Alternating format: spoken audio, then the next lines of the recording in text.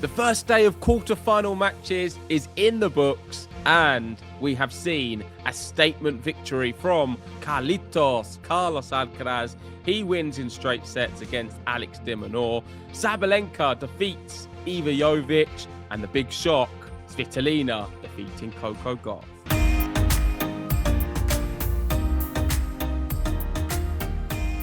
So, the first quarterfinals are done and dusted.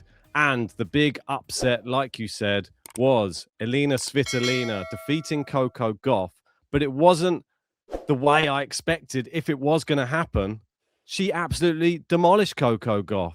And Coco Gauff, I even put a tweet out earlier, if you're wondering who was the one who put the tweet out, saying I think it's one of her worst performances in a Grand Slam that I've maybe ever seen. And I'll bring that one up first. Let me just bring this. 6-1, 6-2.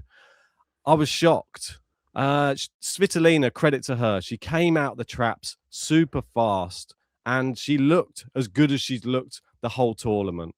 Coco Gauff, I had reservations a little bit from the previous round because I said she wasn't really hitting the ball with much pace.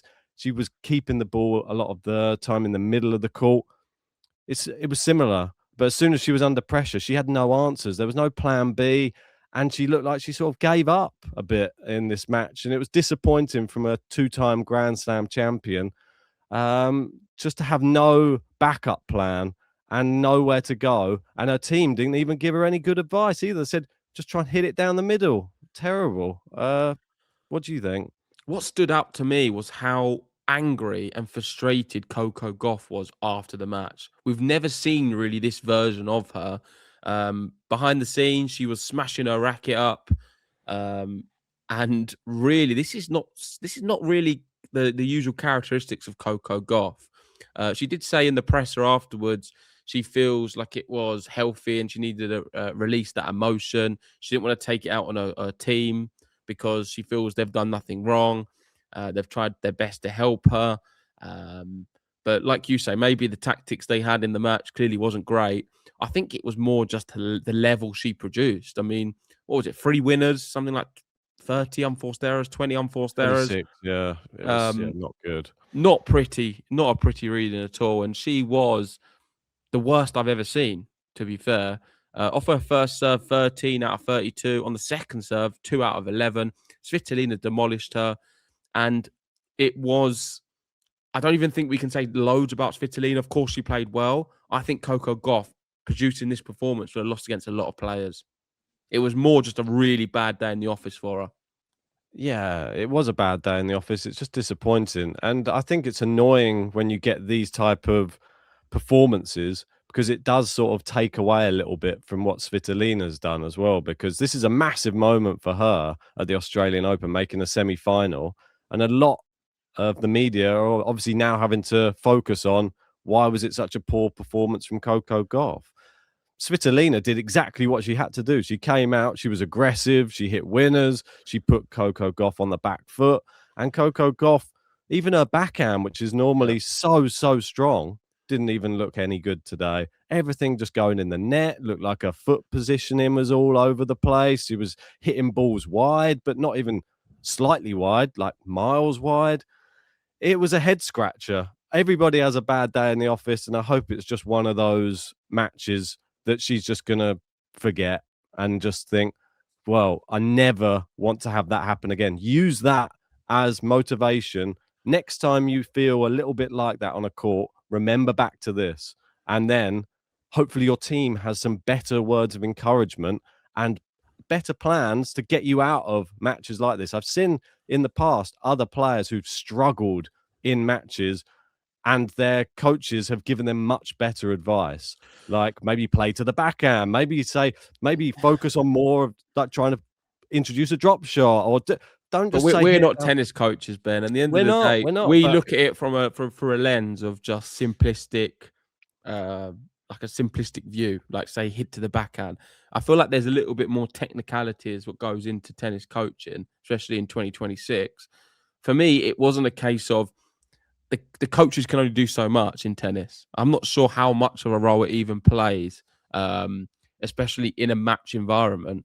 live, because I think a lot of it is problem solving in the moment, and it Yeah. needs to come from within. And you need to show that mental grit and fortitude in these really tough moments. Tennis is such a lonely, tough sport sometimes when you're out there and things are not going your way. You can really doubt yourself massively. With Coco Gauff, I don't know if part of it was the mental side, but I just seemed like physically she was terrible. And you have to put it down to just a really bad day in the office. It's not something I've ever seen from her before at this magnitude. I think it's a worst loss at a Grand Slam. And to come at this stage when she's looked relatively good up until this point is surprising. Let's see how she bounces back from this. Of course, she is still young, and this can be a really good lesson for her Yeah. to take this low moment and use it as fuel to come back even stronger, because Coco Gauff's not going anywhere. She's going to be a top athlete on the women's game for many years to come, competing for Grand Slams. But she will be slightly concerned that she's able to produce this level of performance, because I, for one, didn't think she was capable of playing this bad. Yeah, and people might be annoyed at me for getting annoyed, but I'm only annoyed because I know what level she can play at, and I put her high in my rankings. I had her finishing world number 1 in my rankings last year. My prediction didn't happen. I've got a number 2 this year. She plays like that in Slam quarterfinals. It's not going to happen this year either.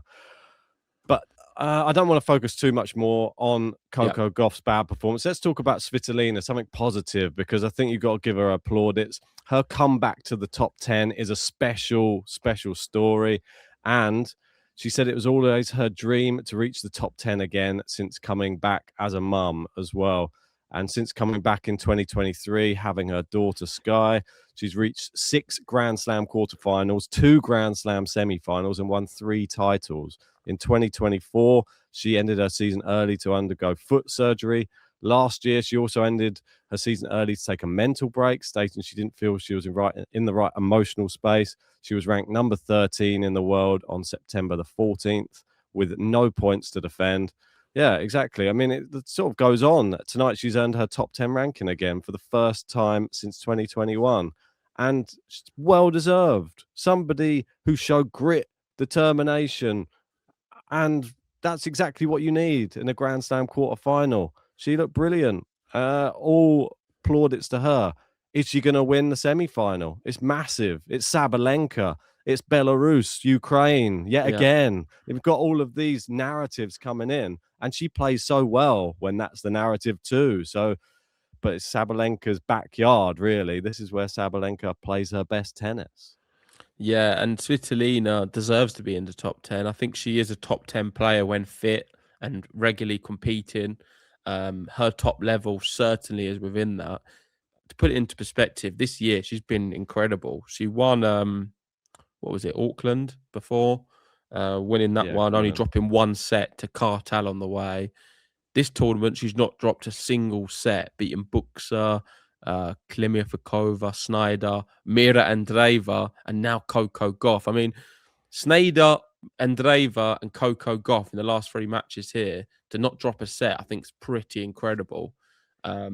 So if you look at her body of work, it is scary. And the 2 informed players right now on the women's is Elena Svitolina and Sabalenka. Look at them, both 10-0 in 2026. They'll be playing the semi-final. Of course, Sabalenka's going to be favourite, but you can't write her off at all. I mean, I think it's a real 50-50 matchup. Maybe 60-40 in favour of Sabalenka, but it's going to be close. Yeah, I think she's definitely the favourite, Sabalenka. Came through Iva Jovic, impressive fashion. I expected this to be a straight sets win. I didn't think there would be a bagel in there, but I'm not that surprised. It's somebody who's super young in their biggest match of their life against somebody. And it was quite clear on the court. These two it was like grown woman versus girl. And that's what it looked like. The power differential was huge. And Sabalenka sort of blasted her off the court in certain rallies. And Jovic was only able to get the ball sort of mid-court or mid to baseline. There were no real big, massive winners and stuff like that. She wasn't pushing Sabalenka around at any point during this match. And 30 winners from Sabalenka makes a big statement.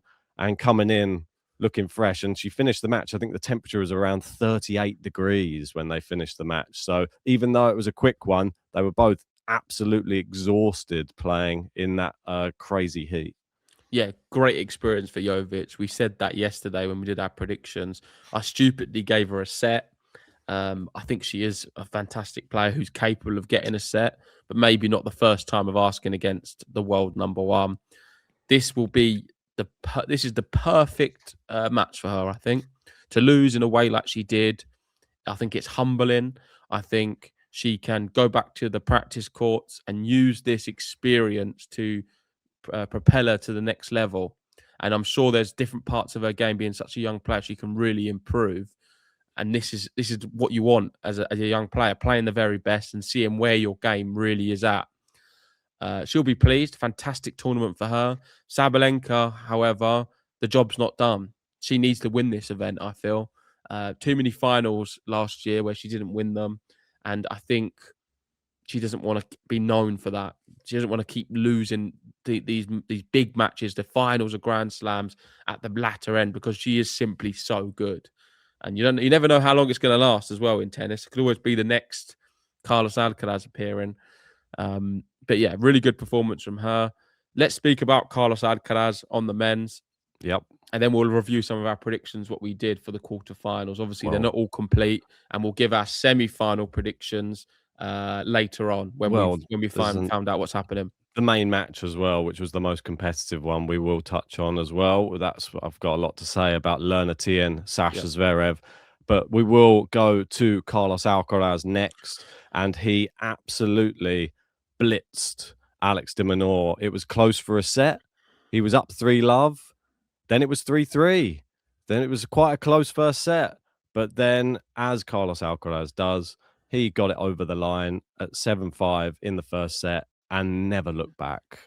His level raised, and Alex de Minaur wasn't able to raise yet again to get to the next level of Carlos Alcaraz. And I feel a bit bad for Alex de Minaur, to be honest, because he's doing his best in certain parts of this match, and it looked like, oh, look, he's actually finding a level to actually compete with Carlos. But we knew that there was another level from Carlos in there, and as soon as he brought that next level, Alex de Minaur, he doesn't have that in the locker to be able to compete with him. And you see 6-2, 6-1 in the final two sets, and a very dejected Alex de Minaur back to the drawing board, try and work out how you're going to play him next time. That's it, really. I mean, this was incredible.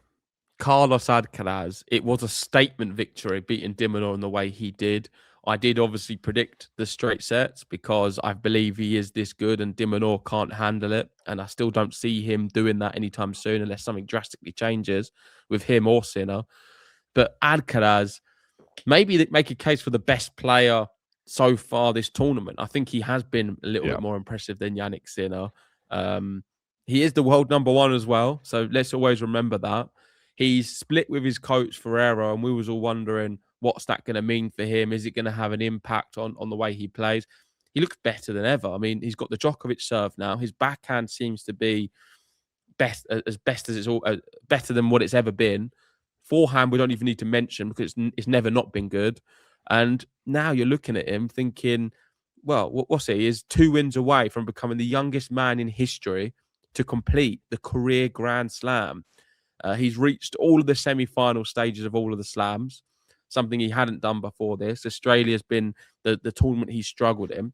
And I don't think he's even dropped a set, has he, this tournament?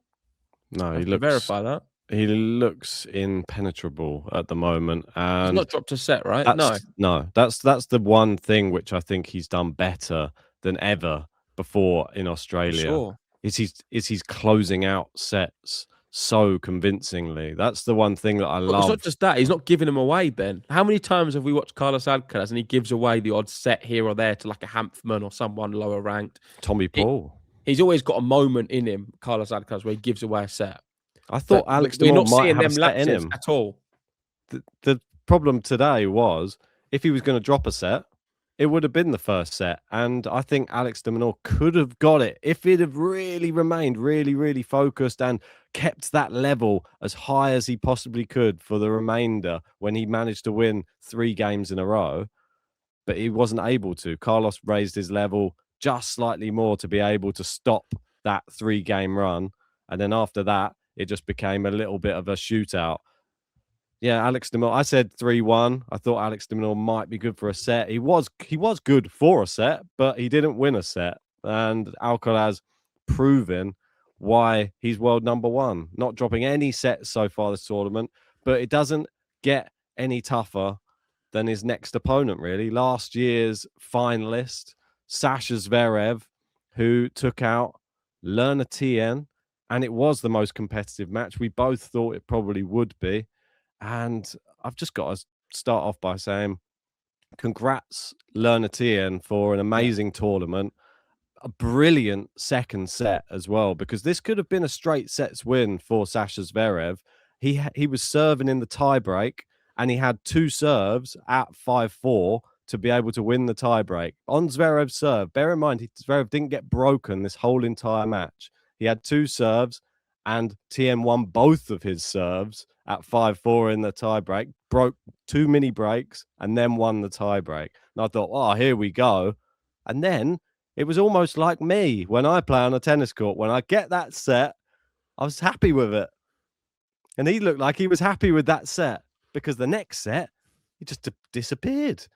And it was over in 25 minutes. He lost 6-1 to Zverev in the third. And he said after the match, yeah, I think I just had a big drop off, like from that big high of winning that set. It was such a big thing that, yeah, I completely lost where I was for a set, and it was over before I knew where I was. And you see how he rallied, though, in the final set, back to normal again. That credit for him to go into another tiebreak, I think, was Zverev. I think it just highlights how good Lerner Tien is. I mean, we already knew it, but this highlights it to another level. The fact that he beats Daniel Medvedev in the fashion he did, then goes to plays the world number 3, the finalist here last year, one of the most successful players in Grand Slams without winning them over the last decade. So he's been there for a while now. Zverev doing quite well, but yet Lerner Tien went toe to toe with him. And at the end of the day, it was fine margin. If he was able to take that 4th set, then who knows what would have happened. But Zverev showing his quality, serving extremely well. He's a tough player, Zverev, but it's just the same old thing with him. Do I look at him against Carlos Alcaraz and think he can win? Of course he can. He can beat anyone on his day. The thing with him is he plays far too reserved in them moments against the big players that you can't afford to do that. Against a Lerner Tien, you might get away with it because his quality can shine through. But against an Alcaraz and a Sinner, they'll just be too aggressive for him. I think that's the difference. Well, Lerner Tien as a baseline hitter, this is what Zverev said after the match as well. He said that he hasn't played anyone that quite hits from the baseline quite like Lerner Tien. He said he's right up there with some of the best people on the tour and he was just hitting winners from everywhere, like backhand, forehand, into the corners. Zverev, he was saying he deserves more hype, right? Something about how Fonseca got so much, and it's like, why is people not talking more about Lerner Tien? You've said it, Medvedev's saying it. A lot of players are mentioning it.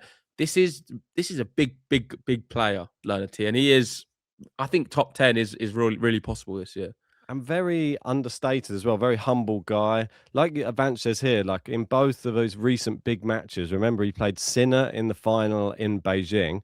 Wasn't an embarrassment, 2 close sets, just lost to Sinner. Like that's a very good showing for a final when you've not really been in a final before. And then in against Zverev, it was a brilliant performance against somebody whose serve was, Zverev said, if I didn't serve 20 aces today, I probably wouldn't have won. And that's pretty honest, because in the rallies, Lerner Tien was probably better. I've just thought Zverev does exactly what the number 3 player in the world should be doing. That's why we have him in our predictions as number 3 again, because he always seems to be there or thereabouts come the semi-finals of slams. You see here, 1 Olympic gold, 2 ATP finals, 7 Masters 1000s, 3 Grand Slam finals, and 10 Grand Slam semi-finals. He's good. He's better than good. He's really good. Is he good enough to win the Australian Open? Is he good enough to defeat Carlos Alcaraz? That's the big question, because Carlos Alcaraz, he's a completely different animal to Lerner Tien. He has something else. And the nerves from Zverev, I think he will feel in a match against Alcaraz will be completely different to the nerves he'll probably be feeling against someone like Lerner Tien. They played 12 times before. They're 6-all in a head-to-head, which is pretty wild. So he obviously does well against Carlos, and he's done well in slams against Carlos as well. But it's just Carlos with a bit between his teeth, with something to prove. He's never won the Australian Open before. This is something, it's difficult He's to getting get rid of better, him. though. Yeah, Alcaraz he is getting better. Like, I'm looking at their head-to-head 6-all. They played once in 2025, quite a few times in 2024, but it's not that much, is it? Once into last year. I feel no. like from the start of 2025 to even now, or even from 2024 to now, Alcaraz is a better player.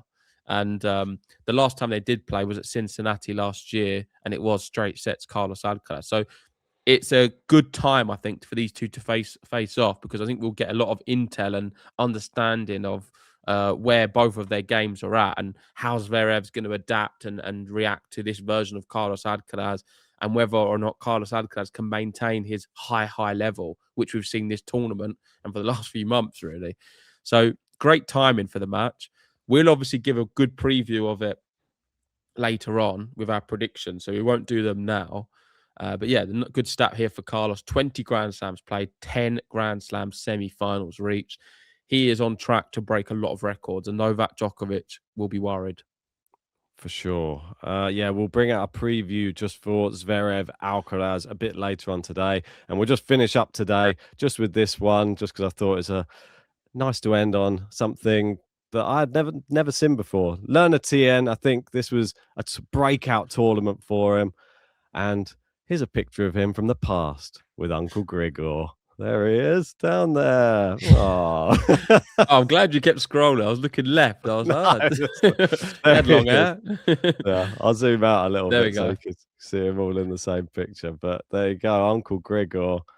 How weird. These things, they all come around, don't they? It's always a full circle in tennis. Lots of ball kids that end up becoming tennis players, and lots of young tennis fans who eventually meet their idols. And I wouldn't be surprised if he beat Grigor Dimitrov if he plays him on the tour. I think right now he would, yeah. And Lerner Tien and Iva Jovic, great stories of this Australian Open. Two really good American young players who I think are going to have big years. So let's wait and see. We'll wrap it up there. Did we even go for our quarterfinal predictions? What the ones we did? I can bring up the results. Let's have a look at the scores. Yeah, let me just bring. I'm that assuming up. you're losing. That's why I didn't want to show. So on the men's, only 1 point for me. I got Alcaraz to win, but I said 4. You said 3, so you got 3 points. I said Tien. Sad, no points for me. You said Zverev in 5 though, so only 1 point for you. Could have been though. I thought you were going to go Zverev in 4, which I bet you were close to picking it. That was probably the wise one. And on the women's, I went Saba in straight, so I got 3 points. You went Saba in 3 and got 1 point. And both of us picked Gauff, and you missed a trick there because you were big on Svitolina, but then changed at the last minute. So you missed out on I don't think you would have ever picked her in straight sets, though. So I think it would have been 3. Yeah, exactly. There you go. Nice. So I'm leading that, but still plenty of matches to go. We'll be reviewing the next stage of quarterfinals and giving some thoughts on the semi-final matchups we've already got. If you haven't already, please give us a like, subscribe.